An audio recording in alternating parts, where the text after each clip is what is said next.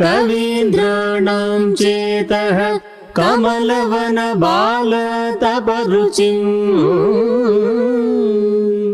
భజంతే ఏ సంతః కతిచిదరుణామేవ భవతి Virinchi ప్రేయస్యాస్తరుణతర శృంగారలహరీ గభీరాభిర్వాగ్భిర్విదధతి Saddam రంజనమణి. జగన్మాత కవీంద్రులు అనే పద్మవనానికి లేత సూర్యకాంతివి.